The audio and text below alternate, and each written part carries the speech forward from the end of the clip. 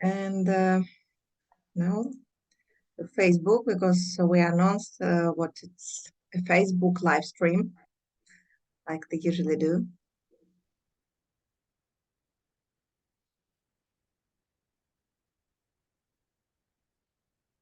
1 minute and we will be on air. Exciting.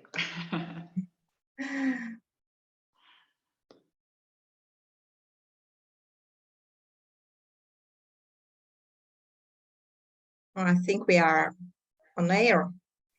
That's great. That's great. Renita, I'm happy to see you again, because I think what you are the fast, the EMBRAS Award from the first or the second year, so a long time. You are the first, you make assessment of all cases. And this year, also part of jury of EMBRAS Award. Today we'll speak not only about this award and about award participation, but also we will talk, because we decided to speak about a remote work. As I said, it's your new passion. It's a lot of books which you bought about this topic. Firstly, I want to ask you to talk a little bit about your professional way, your career path, which help people understand who is Renita Kasper is, because I think a lot of people know you, but maybe some new attendees of our event to see you first time. So please, Renita, tell us a little bit about you and from which teaching you are in live stream now.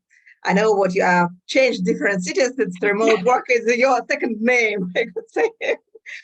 Yeah, that's part is complicated about me, that where is Renita now? That's the question always, that, because people even already start asking that, is this like a fake background, this neat kitchen? I said, no, currently I'm in Tallinn, but it always depends how long and why. But yeah, just for my remote part of living, like last year, something around November, we decided to actually, with my partner, to sell everything, to take the remote even like higher level.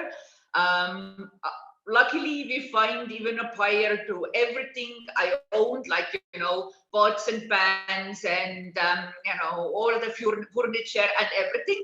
There was actually one guy who said that, hey, I'm coming to Tallinn, I'm up to buy everything you have. We were like, how lucky can we? And then we had just a suitcase, and we have now lived in Spain, Portugal, Greece, and back on my times, I have spent time also like lived in Portugal and Lisbon, like almost 4 years. Then I have actually moved to Berlin because of my job for almost 3 years, and time to time coming back to Tallinn, Tallinn again.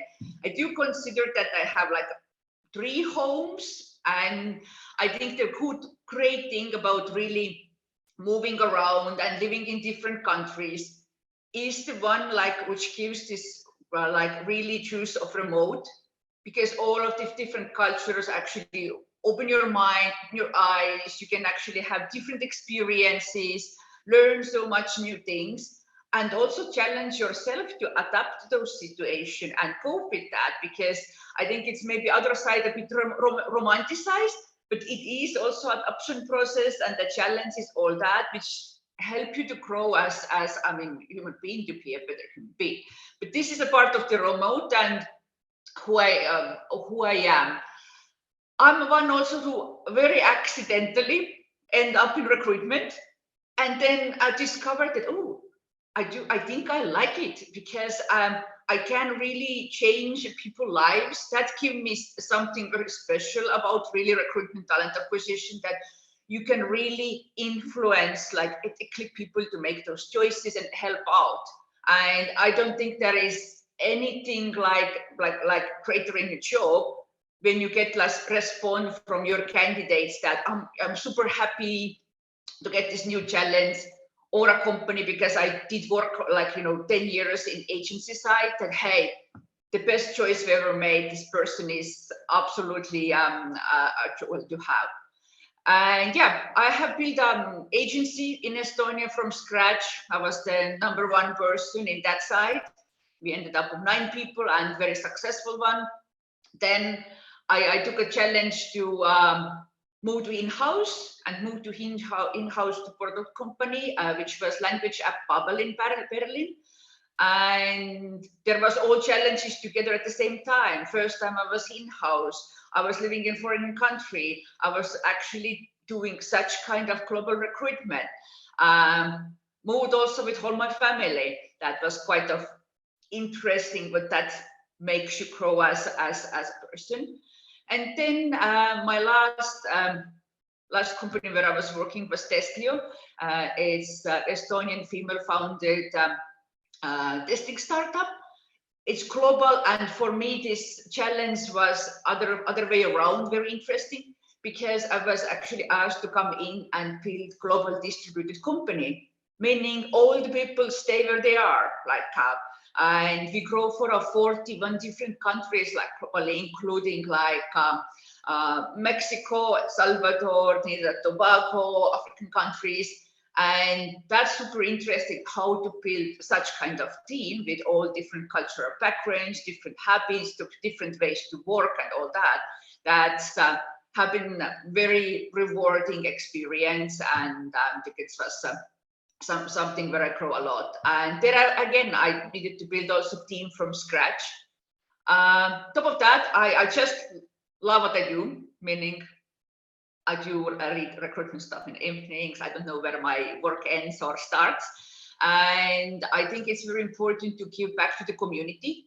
That's why I also participate in jury works, in awards. And thank you, Tatiana, to asking me there. And I still remember the trip we did in Uzbekistan, one of my best trips with your family. And I have created I co-created a recruitment community in Estonia.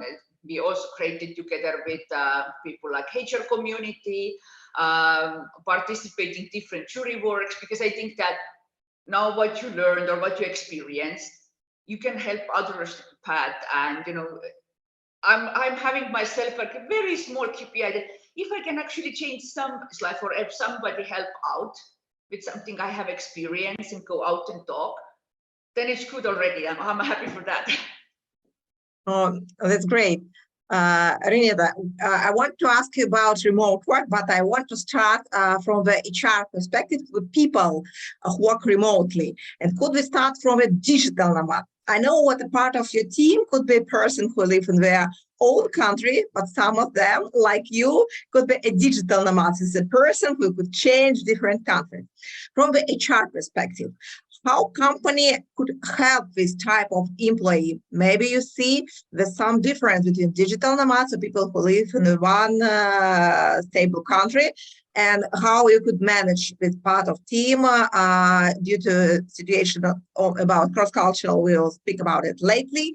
But mostly, well, the people work remotely. Maybe they change country. It's a new challenge for them. They like it, but it's a little bit challenging. So could you talk about how you as HR could help you employee to work effectively if they decided to become a digital nomad?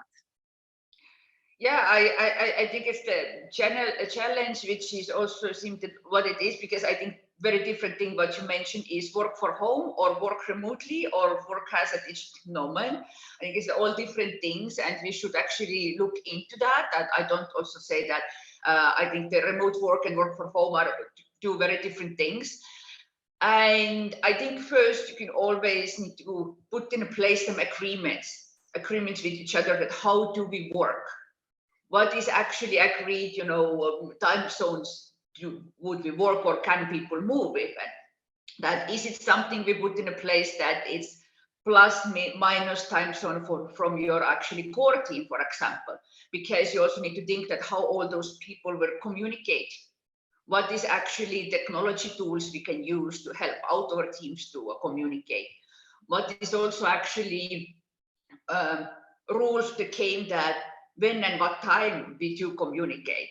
You know, that is it okay that if somebody wakes up, let's say for my time, 7 p.m. somewhere, and then have some urge to talk with me or ask something, is it okay that they are actually bringing me in Slack in that or not? Or we actually have some rules in the place that we use asynchronous work on that, and we work with the documents and we put rules in a place where somebody can actually reach out to us. Because you need to always think also this kind of mental health here and balance, that people wouldn't burn out, because in my experience is rather that people working remotely, working their homes, are rather working all the time, that we as managers need to really, and HR push on that you need to have boundaries when you do exactly what. And I think as a company or HR, you need to work on those kind of agreements and think through and play around that. How do we most effectively work together? And also how to avoid of that I think it's something we need to be working with managers a lot. How to lead really a remote team, not getting into that just like people in the evening, or you actually micromanage them because you don't have trust on that, what they do. I don't see them next to me, that what they're up to. Seems that they're all taking sun and traveling. That how we then actually measure the work. I think it's very important to talk through that what is the outcome expected, how we get there, and then just see that part and have a trust with your team. Because if that is not in a place, I don't think that really company is ready for that kind of setup, because you can't just say that oh, we're remote and everybody just, you know, sits home, or I don't know, Bali or Spain, and there is no agreements in place that how do we work successfully together. Renita, what HR tools helps you, firstly, from the first day of the newcomers to your company, work remotely for the one of time zone, to his work every day in your company? Which HR tools could help? Firstly, from a remote work perspective, maybe you have some guides, maybe you have some special language adaptation, maybe some ideas how team could help the newcomers to become a part of company, because what is more difficult to give feelings of culture, of company culture. If you are in office 1 day, 2 days, and you understand what is the rules, what we do, what we don't. So, you know, some rituals. When you work remotely, you're newcomers, you don't understand how it could be effective in this part of our team. And also, for example, half of team in one time zone and half of team in a different time zone. What advice can do, maybe your life hacks about it from the HR perspective? Yeah, I do think that if you're talking about onboarding or newcomers, you're absolutely right, that meaning that people don't change on your company culture, you know, one day to another, if you don't really like help out. Because one person is really, you know, let's say they are in India or they're in Spain or somewhere else, and we can't expect that if you don't help them in the process or bring them up in a company culture, that they somehow getting it on the air, or somebody understand it without not helping out. But I think the start comes from there, that we have recruitment in a place, and I think you should actually bring the culture already in the recruitment process and the values of the company, you know, already in the recruitment process to candidates, that they would be actually quite clear and understanding what is the company they're really joining. Because if that is not done in recruitment process, it would be very difficult to suddenly hop in onboarding. Onboarding should just continue the same process and going forward with that one. And I think if you have actually newcomers who are remote, you definitely need to have like a very good onboarding process in place. Now it depends of you know, different tools what you like decide to use or not. There is plenty outside.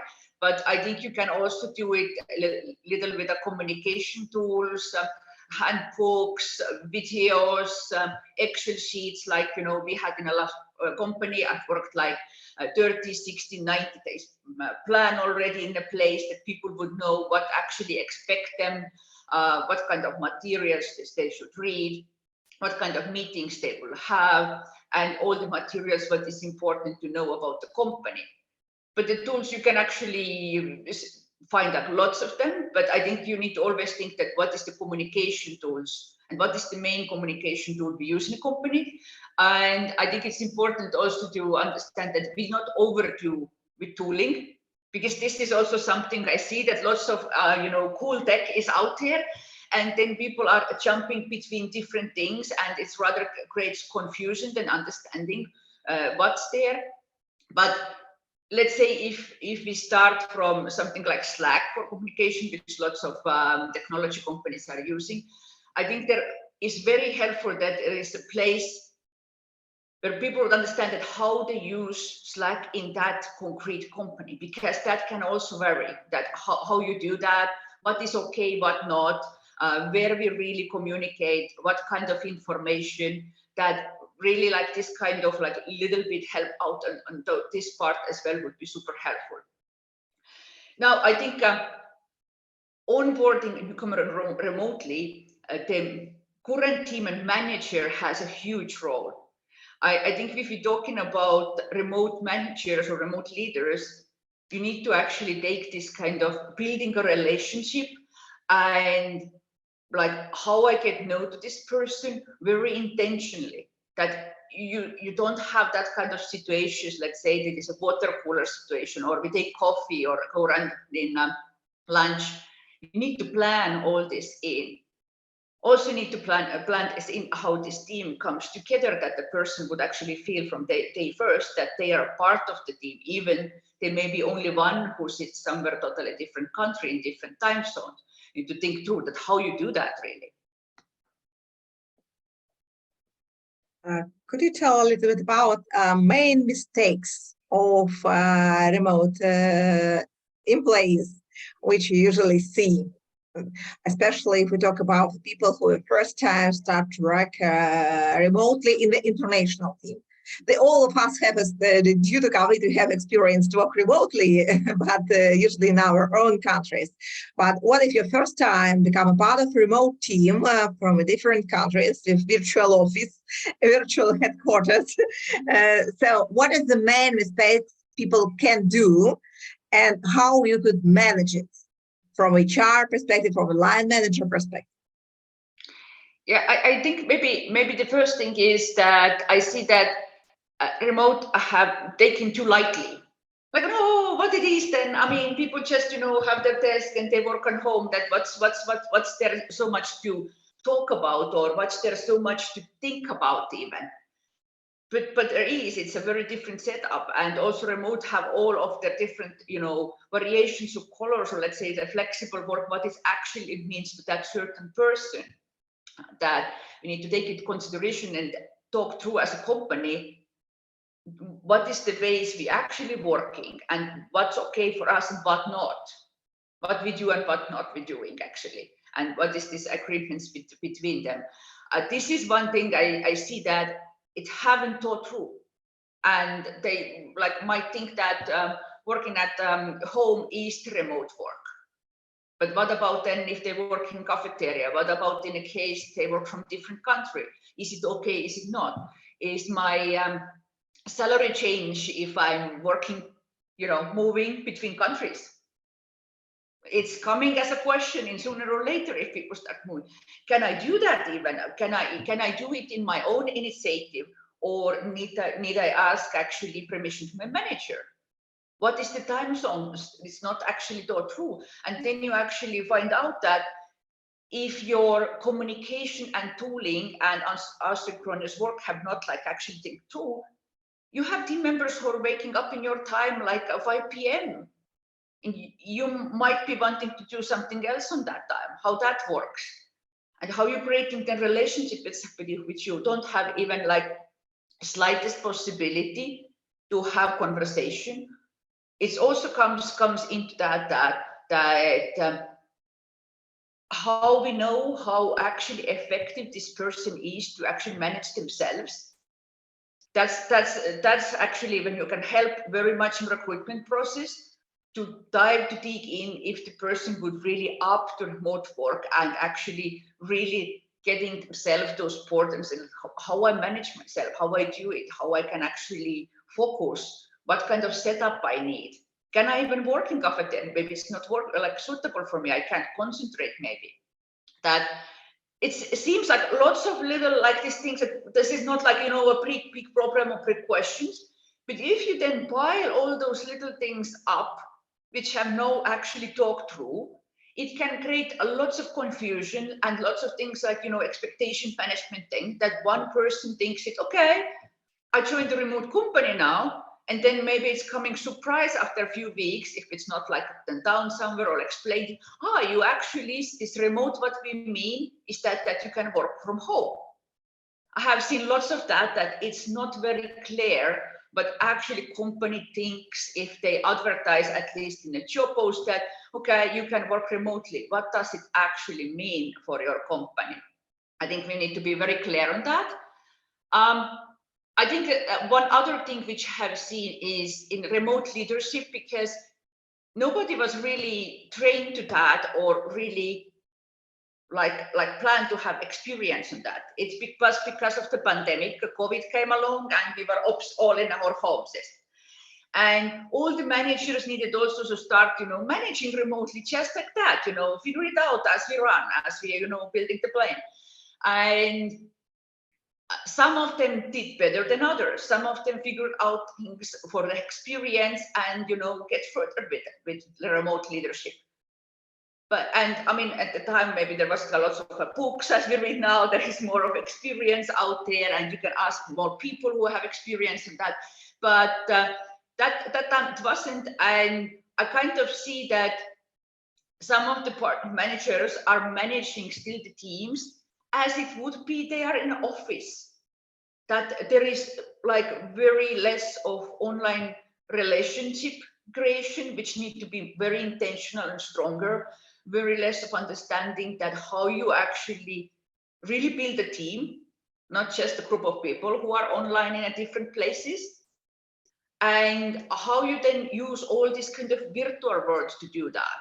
Because just for one example, which I actually saw in recruitment process, and which was actually a surprise to the candidate themselves. For example, if you were looking people in sales management positions, you might end up people who saying, I'm a great communicator, I build excellent relationships. But the relationships were built in a real world, in an office. And then in a COVID time, they just like bring it on to the virtual. And that was the difference, because when now the same person needed to create those relationship and conversation on virtual, they didn't know how.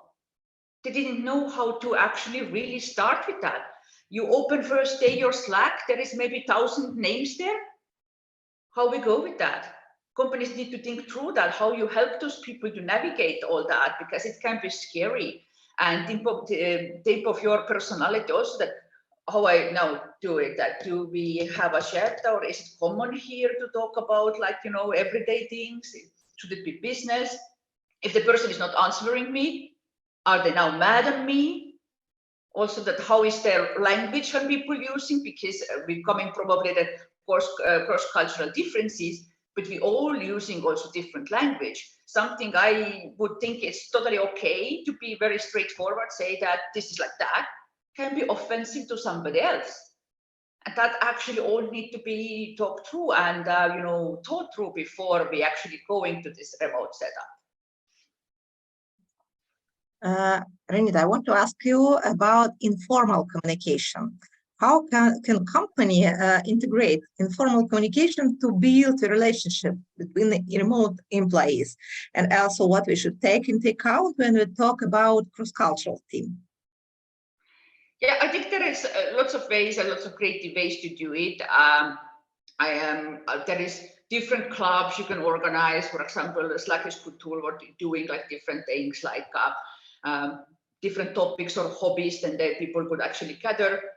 and really start discussing things there. It can be like, you know, somebody loves dogs, somebody loves books, somebody loves another sports, and you can actually share videos on that and get more closer. But I think it's one side also very important to teach like employees to use all like tech and virtual tools correctly, and also the management or all the managers or leaders correctly, and also see that, okay, how you can bring, for example, fun and humor to the Slack. I mean, that it's not like every day just, you know, do that, do this, but how you can actually be approachable, how you can actually be more human with our tech tools. I think it's very important to find that throughout being more human, you can achieve much greater outcomes of things. But I think any kind of this kind of virtual possibilities to co-create things and really show who are people or are all around. I think I had one super great example from Bulgarian People Choice Awards, when they have done this kind of very little videos about employees. That employees were actually showing stuff which is around them, which is important to them, and said, my hobby is coffee. I have, I don't know, 50 sorts of different coffee beans at my home. I collect cactuses, or I have 5 cats, and they're showing their cats, and this was so cool, so authentic and human. And it's actually like bringing people together, that they not just, you know, name in a Slack, or, you know, even more that you see that, okay, it's a senior management name Slack. But no, like this is the person with, you know, 50 cactuses and maybe 20 different coffee beans in the kitchen, that they are also human. They also have their own everyday challenges. And I think that it's super important and more difficult in remote setup, that how you build trust and safe place for conversation. More safe leadership, I think more vulnerability you need to show yourself also. Not just business, you need to show that how they understand I'm just a human and I have challenges someday to work at home, and my same struggles and all of those things, because that brings you closer.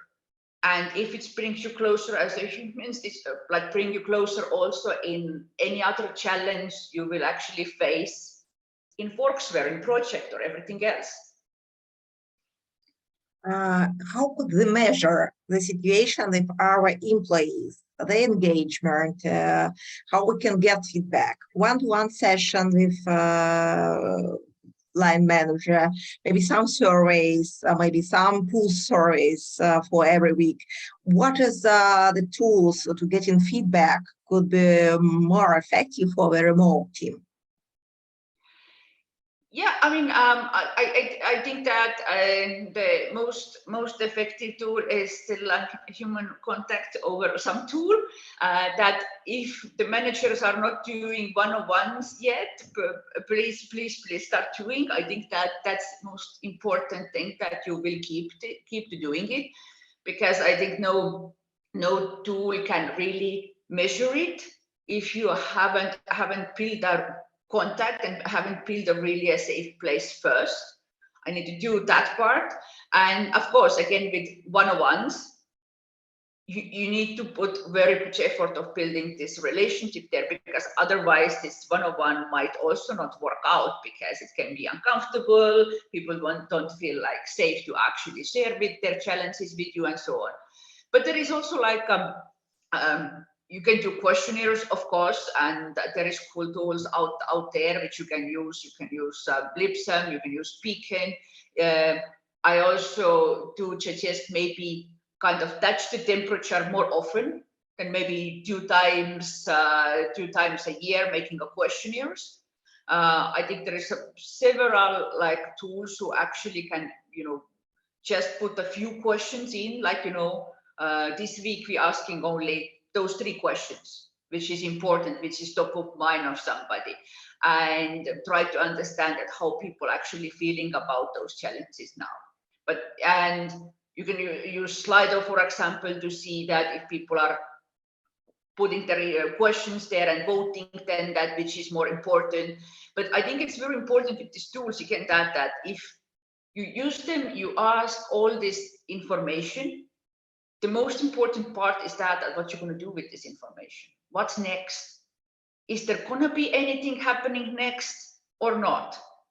And I think those next parts need to be very actionable, that there should be some sort of outcome later on, and people need to then see that, okay, I give my opinion, concern or challenge I saw, and now the company or the leadership is taking it seriously, and we actually are really trying to resolve this issue together, that they need to be feel heard about that, what they wrote there, because otherwise it's just gathering, and there is another tool or there is another questionnaire, but nothing is really happening afterwards. Then I don't think that any tool can help in that kind of situation, really.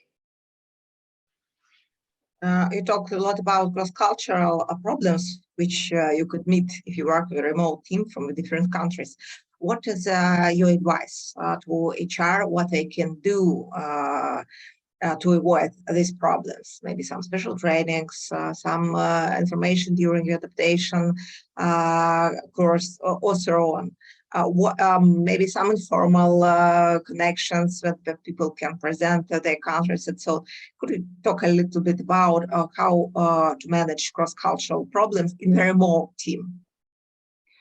Yeah, it's same time I like cross-cultural problems. It calls cross-cultural challenges, maybe, because I think it's also like I think the problems as after the challenges, if you don't manage them. Yes.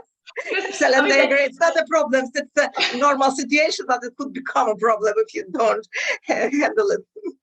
Because I think it's very, very interesting or cool challenge to have. I think if you already went to this path that you have cross-cultural team in different countries, because first thing for me always is that it's super cool learning. I think that you never learn so much if you learn in that type of teams, because it might be that every single one-on-one or gathering or meeting brings so much on of learning of different cultures, of how they work, and also how they see those challenges themselves, that the angles you would ever come in your mind, oh, that could be also a solution, or oh, I actually haven't thought of that at all. That's actually awesome to really work in a cross-cultural team. I've learned so much of that. But I think the one thing is that it is awareness. You need to actually teach your full company and bring more awareness there, that what it is actually to be from somewhere. What is those people's experiences really? Why is that people from certain country or area actually communicate differently? Because there is countries where we are very, very used to use very direct language, and there is countries or areas where they don't use so direct language, for example, and that can be huge issue if that is not actually, I would mean say that explained rather, or bring awareness on that is not that the person is not understanding, or it's not that the person can do the good work, but they just communicate differently, and maybe it is not so direct, or they don't give you so direct feedback, that you need to actually also discuss that and agree on that, and maybe both come a bit more in this kind of meat part, that one can try to be more direct, then other can be maybe not so direct in the situations, that not to offend other one. And what I see mostly is the communication problems, like just in that I just don't know. And it's not that people are doing it, I think, mostly intentionally. It's more like that if you don't have experience, you haven't traveled around, you haven't seen other culture, you don't know about that, then you can actually offend, harm, and be also not respectful for others, just because you don't have this information, you don't understand it. And that's that's where I think the company can actually take a strong stand and help out people to understand each other. And then we can do different trainings about that. There would be also like very fun activities, like some sort of, virtual culture houses, or making even this kind of like great sets of stereotypes, for example. Like bring the stereotypes in. It's already something what we see as a hard piece in recruitment process. And it's again something what we don't do intentionally. It's just there because there is like lots of funny sayings about different cultures, and you might not actually even understand that how much they actually influence some sort of decisions on something we actually think about this other person. But you can bring out this all as this kind of funny stories or situations. And I mean, humor helps to understand this kind of situations, which can be delicate and this kind of that people don't know how I approach the other to talk about it. That somebody need to help out on this kind of like situations. And yes, I think that if it's not like talked or done correctly, or there is no effort to help out company culture in that setup, it might end up on that people will just leave, or they don't feel engaged, they don't feel welcome, they don't feel that they belong there. Especially the setups, for example, where you have quite a big cohort, or for example, same area people, and now you hire this first foreigner to that setup. That should be prepared, they should be talked before and so on, because then we actually super cool, look, this new person started, but unintentionally we're probably making this new person's adaptation, like onboarding this experience, pretty hard. Last question for you as HR. What is your tips to HR managers who decided to come to remote work, to a company who prefer to work remotely, the employees in different countries? What are your advices? What is your tips, life hacks? What's your lessons learned? Because I understand that we have some differences to work remotely in the team from different countries and work in one country in one particular office. What is your tips? Yeah, I mean, there is all the books which you can read, but yeah, so like I would say, really research also about remote work and what you want to actually build in this company. Agree in that this is something which works for our company, don't need to work for like any other company, just us, we're gonna do it in that way. But be clear on that, what it is. Is it work for home? Is it flexible work? Is it totally remote work? That how it is that this, I think this first cornerstone should be there. What does it actually mean for us, and where we go now exactly? Because I think the most confusing one is that for our future candidates or employees, that when it's not clear actually what it means for a company, really, that it's not defined that how we're going to work. And if that is clear, that where we want to go, what's this outcome, that we, let's say that we want to be all globally distributed, then to start actually check into that, what is needed for this be successful. For example, agreements, how we want to work. Is it the time zones? Can we move? Can we not? What is needed if people are working at home? Or what is needed if people are working, traveling as digital nomads, for example? What is legislation says about that? It's also not so straightforward yet that in all countries, or how long I can stay, for example, in one country, or that how you will hire these people. Like, are they be your employees? How will they be contractors? Will they be freelancers? What is the setup there? Because before starting hiring somewhere, you should also understand how you hire those people, not in the end when you're making an offer and make a surprise to the person, oh, hey, this is how we work exactly. I think depending where you go, like if you want to go one certain market, or really don't care where this next person globally comes from. I think anyhow you need to make research on those countries really, that where you can find talent, how this is also legislation around that type of work,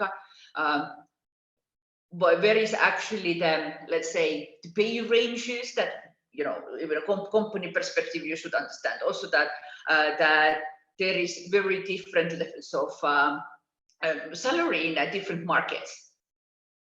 Can you really go everywhere? Is it okay for your company that you actually have this person, let's say in San Francisco or Switzerland and so on? How that goes? Think through if they can move around. If I want to move somewhere like that, is it okay? It's not. And lots of those kind of little details where to start. But I think the research make a plan, and there is lots of people who are already doing it. There is all for networks, people you can follow, for example, in LinkedIn, that actually have pointed out few people who I really like follow, and they can give great tips on that how to do that, or listen to webinars, or reach out to those people as well. Because I don't think any of them mind if you say that, hey, I have this kind of challenge, I want to do something like that, and what is the first thing I should do? Or what I have used myself going different markets. I try to find there somebody I know, like if I would go to Tashkent, Tatiana would be the first one. My line said, okay, Tatiana, I want to hire somebody in Tashkent that, suggest me that how it is, what kind of talent I can find, what challenges I might have, and so on. And reach out to your community on that people will help you out, and then you can have better picture together, where you exactly can go and where not. And I think it's easier not to go like totally wild first, let's take all flow, because there is maybe too much information you need to research first, and rather maybe starting with the time zones more closer to you, or more closer to you, and just go piece by piece, because especially if you don't have many people in your HR department or helping you out, that is just like lots of little things you need to get right before you start going. But yeah, I'm absolutely in that use your community, reach out to people, talk with them, ask questions, they will help you out, and your idea of your remote company start to be more clear based on others who have already done it. Thank you for all information now we could get from our conversation. And in the end, as a tradition, we back to our award, EMBRAS Award. And I could ask you two questions. The first, why do you think it's important to participate in HR awards from the company and from HR manager perspective? And what is your wishes to the participants of EMBRAS Award? Yeah, I'm a huge fan of EMBRAS Award. Because first is the same thing always with me, that I think it's very great reflection process to the company themselves to really understand where they are with their employer brand, or where they are with their activities. If they write their projects or they write things down and see exactly what we have done. Because I think it's super helpful to have this structure, because we tend to do lots of initiative projects, everything goes always on. But this award actually kind of put a stopper in there and said, okay, let's see where you have got in this timeline really, and what you have achieved, and what is the metrics there, and how did you measure the success. And very often I see those projects, but I see award that, they're amazing. They see themselves at the end of that, oh, we did all that. Because in HR and employer branding, you're always in this rush to do things. And sometimes I end up myself thinking that, okay, what we have anyways done. But then if you list it out, see it all, oh, that's a great thing. You can learn from others. I think it's exchange and network. I think it's precious. And what I have seen being part of the award already like several years, that the companies who actually do participate like every year, I absolutely see that they're getting better on what they're doing. It's consistent. There is like planning work. They're getting more creative. They're getting more out of the box. And this is actually amazing to see. Because in Estonian employer brand competition, I worked 10 years. And you can see that the companies who keep doing it, that where they actually got for all of this time, and this is actually amazing to see that.